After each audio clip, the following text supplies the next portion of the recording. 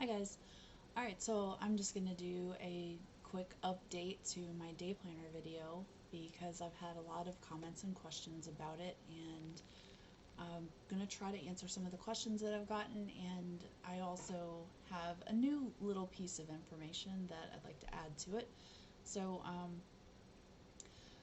as you probably already know, I do believe in my theory that the day planner is probably the biggest clue in this case.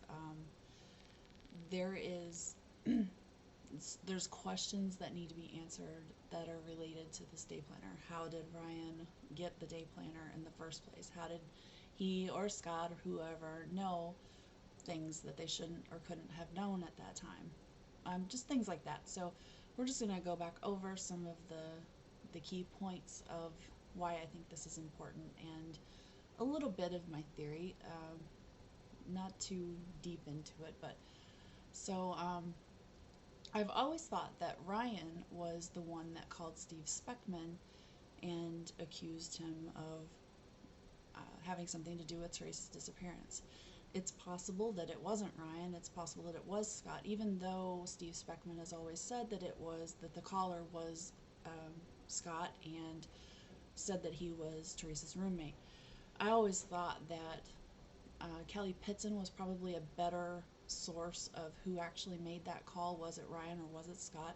Because she was there, believe, at the time that the call was made, possibly, I thought. Um, so, in the police report, she does say that Ryan is the one that made the call. So, I've always assumed that that was the case. But it is possible that she wasn't there at that time and that Ryan might not have been there at that time, and Scott is the one that actually made the call. So, either way, it doesn't really change my theory at all because I have always had Scott and Ryan together, one being the killer, one being the accomplice. So both equally, pretty much involved in all of the framing and stuff that went on. So they would both have this information and, of course, access to the day planner. So what I'm looking at is Ryan's phone records, his cell phone records, and what I've always heard from his trial testimony, he said that Scott called him to tell him that Teresa's dad had been by looking for her. They couldn't find her. They were worried, and they were going to call the police and report her missing. So he went over to the house soon after. But now when I'm looking over his police or his I'm sorry his phone records, and I don't know why I've never noticed this before, but I see a call at 2:19 from Ryan to Scott, and I'm assuming that this is probably when Scott tells Ryan that Teresa's dad had come by looking for her. They were going to call the police, and so he says, "Okay, well, I'll come over." And that was at 2:19, and then at 2:51, this is all on November 3rd, 2:51,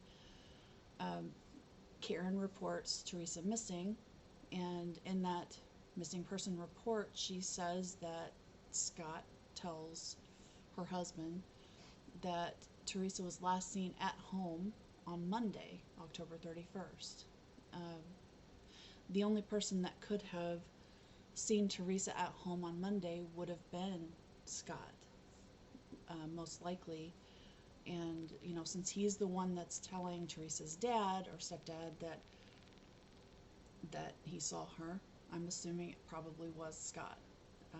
He also was home around that time, around 2 o'clock, whenever Teresa's dad came by and was looking for her. So he was already home from work at that time. So, it is possible that when she got home after her 2:30 or so appointment with Stephen Avery, she, ran into Scott. Scott was there. And, either Ryan was already there too, or he came after. Either way, I think once she got home is when something happened to her. So then, so at 2:19, Ryan calls Scott. At 2:51, Karen reports Teresa missing. At 4:06, Scott calls Ryan. So he must not be there yet. And I'm assuming this is probably Scott saying, "Are you almost here? What's going on?" Because at 4:10, Ryan or Scott, one of them calls Steve Speckman. So just 4 minutes later, one of them is calling Steve Speckman, which means they've already got the day planner at 4:10. So just about an hour after she's reported missing, and so there's no time to go look for her vehicle, look for her, run into her vehicle somewhere and get into it and get the day planner out and then come back to the house. The day planner was already there, which is another thing that tells me that she made it home that day. And then at the same exact time at 4:10 also, Ryan is calling Kelly Pitson. And so that is a little bit of a problem for me. This is something that I had not ever noticed before. It's one of the two things that I've never noticed before on the phone records, is that Ryan is calling Kelly at 4:10, so she's probably not there when that day planner call was being made, unless she beat Ryan there, maybe, I don't know, but either way. And then she calls him back at 4:13. So unless Ryan is driving and making a call at that time, I'm assuming at 4:10 he may or may he probably is already there. He's probably not driving. So I don't know how that's working, but so then sometime between, this is what I believe sometime between 4:06 and 4:10 probably is when Ryan arrived at Teresa's house. And then, of course, Steve Speckman calls Auto Trader sometime between 4:30 and 5, so, to complain about this call. And so, of course, during that call, Steve Speckman tells Auto Trader that the caller, Scott, says that he knew Teresa had been out to his property that day taking pictures. He also knew something that he shouldn't have known, and that is that Teresa saw Stephen Avery specifically that day. It seemed that he became angry when Steve Speckman denied that he saw her that day, and accused him at that point of having something to do with her disappearance. So there's a lot of things going on there that information that he shouldn't have had at that time. An hour after she's reported missing, he shouldn't have known. How could he have known that she even saw Stephen Avery that day at that point? Because no one knew. Auto Trader didn't know because the appointment was under B. Yonda, and the last time they talked to her, she was on her way there. And she, at that time, didn't know that her appointment was going to be with Stephen specifically. She just knew that it was out on the property and she was going to meet someone under the name B. Yonda. So she didn't know until she arrived and Stephen Avery comes out to pay her. So, of course, the police didn't know until Colburn went over several hours later and was going to speak with B. Yonda and ended up talking to Stephen Avery and finding out from him that he's the one that saw Teresa that day. So all of this happened before the police showed up at her house for the first time too. So, even if somehow magically they had that information, they didn't come into contact with Ryan until later on that evening. So, Teresa didn't know, Auto Trader didn't know, the police didn't know, nobody at that time knew. At the time of the call that was made to Speckman, nobody at that time knew that Stephen had been the one that Teresa saw that day.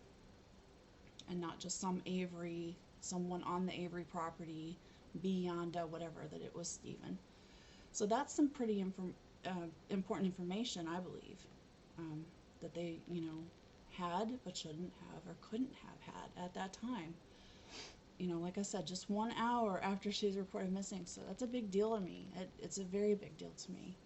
So how did they get that information. Well, here comes some speculation because that's all you can do. Um, Personally, I believe that she made it home that day. She had probably either told them that her appointment was with Stephen Avery, or more likely that she had it written down on some of her Auto Trader paperwork that she had been paid by Stephen Avery, and that is some of the missing paperwork from Auto Trader that's probably been burned with the rest of her belongings. So we're not going to know how they got that information exactly, but it only could have happened after she left the property. That's the important part. Um, let's see what else we got. I mean, there's just no other options for how they could have gotten it. She either told them or they got it from her paperwork. There's no other way they could have known at all. There is none. I've tried to think of them. There is no way. So, like I said, I do believe that Teresa made it home. Something happened to her there, whether Ryan was already there and something happened between them, and Scott witnessed it or was there present when it happened, and that's how he got involved, or if Scott and Teresa got into something, and Ryan was brought into it later. But either way, Scott and Ryan, I do believe, are, both involved pretty equally in her disappearance and the cover-up and the framing that took place. And that's the only way I can explain how he possibly could have had that information and gotten physical possession of the day planner within an hour of her being reported missing. Unless, like I said, unless she made it home and the paperwork was already there and they caused it to disappear along with her. So, those are pretty much my thoughts, and that's a little bit of my theory going on in there too. So hopefully that answered most of your questions. If not, just leave a message down in the comments below and I'll try to get back to you and answer your questions. Thanks for watching.